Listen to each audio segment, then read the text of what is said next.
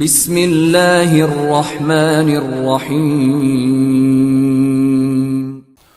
جناب زینب سلام اللہ علیہ کے بچوں کی تعداد کتنی ہے؟ اب ممکن ہے کوئی سوچے نئی بات کر دی، لہٰذا آپ لوگ 14 ستارے جا کے دیکھیں، ایسی کتاب کا حوالہ دے رہے ہیں جو تقریباً ہر گھر میں نہیں ہے تو انٹرنیٹ میں موجود ہے۔ اس میں امام حسین کا چیپٹر جب ختم ہونے والا ہو، امام زین العابدین کے چیپٹر سے پہلے یہ والا موضوع کہ حضرت زینب کی کتنی اولاد ہیں، یہ آپ کو حضرت زینب کے چیپٹر میں نہیں ملے گا، یہ حضرت ام کلثوم کے چیپٹر کے ختم ہونے کے بعد ملے گا۔ حضرت زینب کے 5 بچے تھے، یاد رکھیں، جن میں سے 2 کربلا میں شہید ہوئے، ایک کا نام تھا اون، ایک کا نام تھا محمد، ایک تھے علی، ایک کا نام تھا عباس۔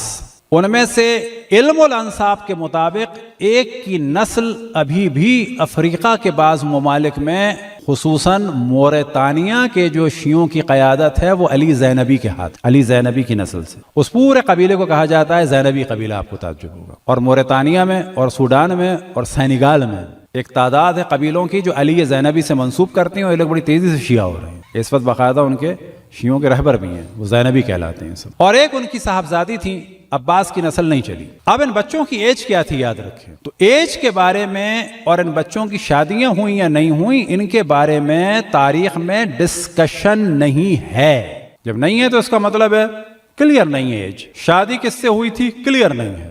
بچے ان کے تھے کہ نہیں تھے، کلیئر نہیں ہے۔ علم الانساب میں علی زینبی کی نسل کا ذکر ہے۔ اب یہاں پہ سوال پیدا ہوتا ہے عمر کتنی تھی، تو کہا جائے گا یہ حضرت زینب سلام اللہ علیہا کے بچے تھے۔ آیا عمر میں بھی بچے تھے اس دن؟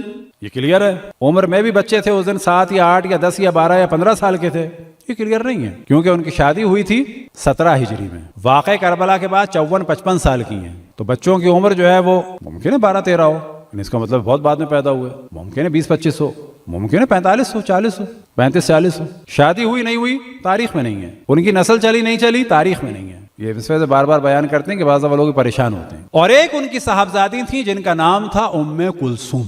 اب یہ جناب ام کلثوم کے لیے معاویہ نے رشتہ بھیجا تھا یزید کا، اور رشتہ لے کے آیا تھا کون؟ مروان خبیث۔ اور جب رشتہ لے کے آیا تھا تو اس نے یزید کے فضائل پڑھے، اور رشتہ لے کے آیا جناب حضرت عبداللہ ابن جعفر کے پاس، یعنی جناب زینب کے شوہر کے پاس۔ جناب زینب کے شوہر نے اب جانتے ہیں کیا جواب دیا؟ میرے بچوں کا کوئی اختیار مجھ پر نہیں ہے، جاؤ حسین ابن علی سے بات کرو۔ اور آ کر اس نے آفر کی کہ یزید ایسا ہے اور ایسا ہے اور اتنا فصیح ہے اور بلیغ ہے، اور اس کو دیکھ کر جو ہے وہ دعا کی جاتی ہے کہ بارش ہو، یعنی شاعری مار رہا۔ اور پھر یہ کہ معاویہ کہتا ہے کہ پھر جتنا تمہارا قرضہ ہے وہ میں ادا کر دوں گا، اور جو اختلاف ہے وہ ختم ہو جائے گا، یعنی میری حکومت اور پکی ہو جائے۔ تو جناب عبداللہ نے تو منع کر دیا، نا یہ میرا تو کوئی اختیار ہی نہیں ہے، نہیں کہ نہیں ہے، یعنی میں نے ان کو دیا ہوا اختیار، ان سے کر لو جا کے بات۔ امام حسین کے پاس مروان آیا تو امام حسین نے کہا کہ کل ہمارے یہاں سب جمع ہوں گے پھر آنا۔ جب سب آئے تو امام نے فرمایا کہ کیا ہے کہو۔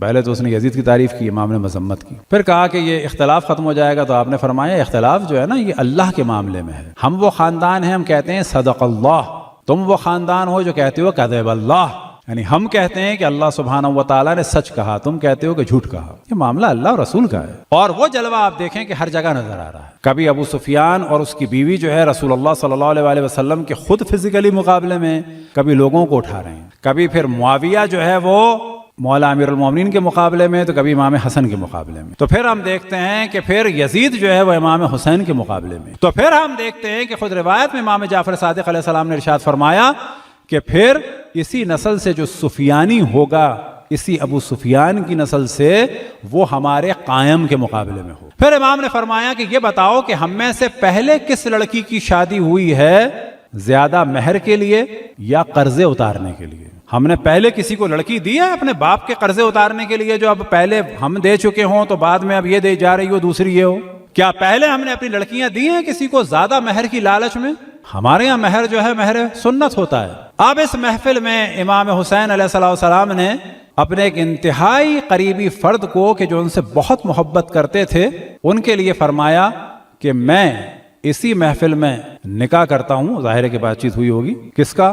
ام کلثوم کا نکاح کرتا ہوں قاسم ابن محمد ابن جعفر طیار سے۔